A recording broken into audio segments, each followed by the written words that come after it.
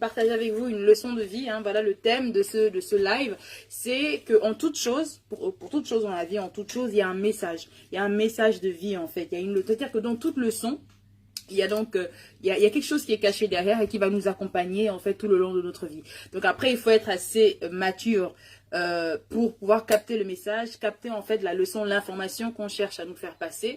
Et ça, évidemment, c'est pas donné à tout le monde. Donc c'est pour ça qu'on dit il faut avoir les yeux ouverts dans la vie. Alors, donc, c'est parti. Donc, quand j'étais petite, je vous rappelle tout de suite, hein, pour ceux qui me connaissent et ceux qui connaissent un peu mon parcours, moi, j'étais une enfant turbulente. Vraiment, j'étais agitée. Ça n'a pas beaucoup changé, hein. Mais maintenant, je sais me canaliser. Mais disons que voilà, j'étais un peu considérée comme une enfant hyperactive. Aujourd'hui, on dirait ça comme ça, hein. C'est elle est hyperactive, c'est une enfant hyperactive. Voilà, oui, j'étais hyperactive. Et ce qui fait que même en cours, en classe, voilà, j'étais vraiment pas celle qui se taisait, hein. J'étais toujours en train de faire un peu le boucan là avec tout le monde. Et ce qui fait qu'en classe de seconde, je pense que c'était en seconde, j'avais un prof de français qui s'appelait Monsieur Oulekou. Voilà, d'ailleurs, s'il passe par ce live un jour, bonjour monsieur, voilà, votre turbulente a changé, bon, pas beaucoup, hein, voilà. Mais au moins, merci beaucoup pour les enseignements de vie que vous m'avez transmis, voilà. Donc, durant ce cours, pourtant c'était une de mes matières préférées, hein, j'aimais le français et la philosophie. Moi j'ai fait littérature, donc forcément tout ce qui est les lettres, le verbe, etc. C'était vraiment mes matières. Donc le français, donc c'était en classe de français. Et j'ai fait un boucan pas possible. Donc j'ai tellement dérangé la classe qu'il a voulu me punir. Et donc il m'a, comment dire, voilà, il m'a obligé à me procurer un ouvrage que je devais présenter donc, dans 2 semaines exactement. Devant la classe, etc. Donc parler de cet ouvrage et tout, le présenter, sortir l'idée générale, expliquer en fait la trame du livre, etc. etc. Donc moi j'étais bien en bout, j'avais pas envie de faire ça parce que comme je disais, hein, j'étais une petite boucanière et voilà, personne me commandait, voilà, pour le dire ainsi. Mais bon, j'ai dû le faire, j'ai dû commander l'ouvrage, donc je l'ai commandé en France, donc ça arrive au Gabon. Et donc voilà, donc du coup j'ai découvert en fait quelque chose de super. En fait c'est un ouvrage qui m'a vraiment porté, je vais vous expliquer pourquoi. Donc une fois que j'ai pris connaissance du livre, je l'ai lu, je l'ai présenté, je l'ai préparé. Donc je suis arrivée devant la classe et j'ai présenté le livre, etc. Et d'ailleurs même j'ai été super bien notée parce que le prof justement, il m'a expliqué après que en soi c'était une punition, mais il voulait une punition assez intellectuelle parce qu'il sentait que j'étais capable en fait d'apporter, de présenter ce livre avec on va dire l'intelligence et surtout le sérieux en fait, voilà, le sérieux qu'il recherchait dans le fait de faire découvrir ce bouquin, en tout cas l'histoire de ce livre à la classe entière. Donc, ceci pour vous dire, hein, donc au départ, une leçon, enfin une punition, une sanction, s'est avérée pour moi être quelque chose de catalyseur. Pourquoi? Parce que à travers, avec Monsieur Oulekou, donc mon prof de français de l'époque, quand j'étais en seconde, et la découverte de ce livre, donc je vais vous le montrer tout de suite parce que je l'ai sorti du coup, je suis sûre que beaucoup le connaissent, c'est cet ouvrage-là qui s'appelle Discours sur le colonialisme d'Aimé Césaire. Donc laissez-moi vous dire que en fait, ça a été vraiment le premier contact avec la prise de conscience en fait, la prise de conscience noire. Voilà, c'est ça. L'importance de connaître son histoire, l'importance, en fait, je vais dire, dénoncer, oui, mais surtout réaliser à quel point il y a des anomalies, les anomalies de la société. Pourquoi il fallait en parler et pourquoi surtout il fallait justement creuser en fait sur cette question-là de la conscience noire. Donc moi ça a été vraiment un de mes premiers contacts, comme j'ai dit, le premier jet. Voilà, le premier jet avec cet engouement-là de notre histoire, de l'histoire des Africains, etc. Tout ce qu'on a pu vivre et tout. C'était vraiment, enfin, après on en parlait déjà en cours d'histoire, etc. Mais pas autant en profondeur, mais surtout le petit déclic, là, le déclic il y a quelque chose qui est présenté dans ce monde, il y a une version de l'histoire qu'on a envie de nous faire de nous intégrer. En fait, on a envie de nous intégrer ça dans notre cerveau, mais en fait, ce n'est pas la bonne version. Il faut aller plus loin, il faut creuser, il faut chercher, il faut connaître son identité, etc. Ça a été vraiment mon doudou, ce livre-là d'Aimé Césaire, et ça m'a amené en fait, parce que forcément, il fallait que je présente le livre, il fallait que je présente donc la trame, etc. Il fallait aussi que je présente l'auteur. Donc, j'ai commencé à faire des recherches sur l'auteur, et je suis tombée sur le mouvement de la négritude, avec tous ses compères, là, Léopold Sédar Senghor, il y avait un autre, là, je pense que c'est Georges quelque chose, j'ai oublié. Mais voilà, donc ça m'a connecté en fait à cet univers noir dont on ne parlait pas assez en fait en classe. On n'en parlait pas trop dans nos programmes scolaires, alors que ça devrait être la base. Mais quoi qu'il en soit, pour moi, ce qui était intéressant, c'est vraiment ça. C'est ça a vraiment déclenché en moi une prise de conscience, un engouement, surtout ça, ce plaisir d'aller de chercher un peu plus, de creuser, d'en savoir un peu plus sur mon histoire, sur notre histoire, en tant que noir, etc. Donc ça a vraiment été quelque chose de super passionnant et de catalyseur, comme j'ai dit. Ça a été une première impulsion dans le monde comment dire, cette longue marche-là, hein, vers la redécouverte de soi en tant en tant que personne africaine, donc afrodescendant, etc. Mais surtout, pourquoi il était essentiel, même urgent, de rester connecté au monde noir, d'avoir ce que j'appelle la conscience africaine. Voilà. Donc, au départ, c'était une sanction. C'est quelque chose que je voyais comme, oh là là, voilà, je me suis fait attraper, etc. Il va me punir, il va m'enlever des points, etc., etc. Mais en vérité, cette punition m'a ouvert, en fait, vers un univers que j'aurais pu découvrir, genre... plus tard, hein, peut-être genre dans 5 ans, dans 6 ans, ou j'en sais rien, ou quand, je sais pas. J'aurais pu découvrir ça plus tard, mais je l'ai découvert à ce moment-là, parce que c'est ce qui devait se passer. Donc l'idée derrière, c'est de dire quoi? C'est en fait de dire qu'à chaque fois que vous avez un événement dans la vie, à chaque fois que vous avez une circonstance, que vous avez je ne sais pas, une situation qui arrive, ou quelque chose qui peut s'avérer être en fait un malheur, mais en fait se cache derrière une opportunité. Donc à toute situation, il y a une opportunité cachée. C'est comme ça qu'on doit voir les choses, en fait, simplement. Et c'est pour ça que dans la motivation que nous, on apporte dans de la Diva Motive, l'idée, c'est toujours de dire aux gens qu'il faut changer la perception des choses. Change ta manière de voir les choses. Je pense que c'est Gandhi qui le disait, que si tu veux voir le changement dans ce monde, il faut que tu incarnes d'abord ce changement-là.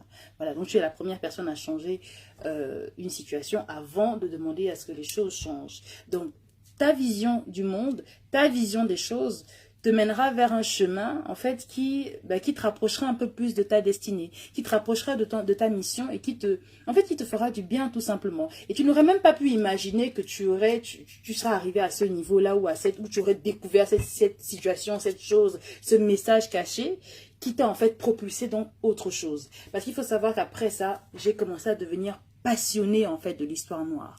J'ai commencé à devenir, même parfois radicale, hein. J'étais vraiment, quand je dis radical, c'est pas dans le mauvais sens, c'est vraiment, j'étais assoiffée de mon identité, de mon histoire.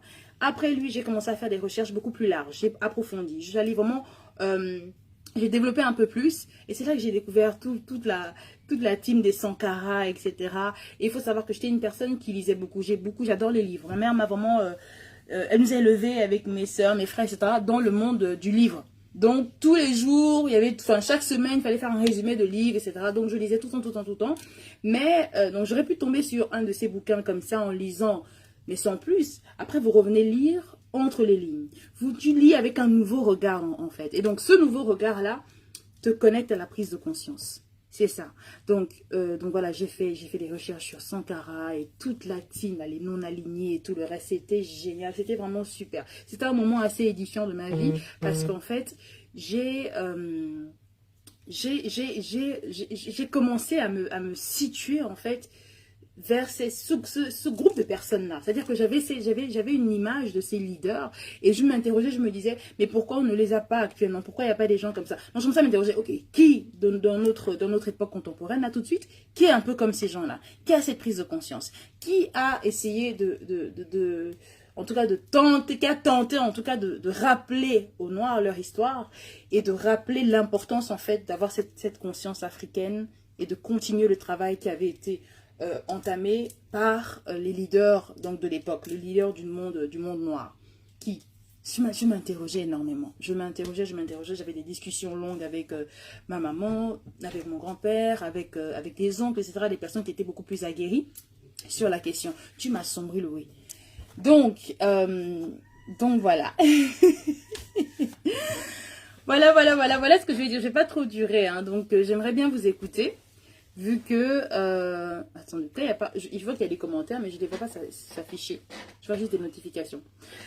Donc voilà les amis, vraiment c'est ça l'idée. C'est vraiment, en toute chose, il y a une information, il y a un message, il y a un indicateur qui est important. Et cet indicateur-là va vous accompagner dans votre vie. Cet indicateur est là pour vous situer. Donc il faut être assez, j'ai envie de dire, avoir un esprit assez vif, hein, pour comprendre le message, pour comprendre ce qui doit être fait. Ce qui est dit pour que les choses puissent aller, pour que vous puissiez en fait vous rapprocher de votre mission de vie, de votre identité, etc.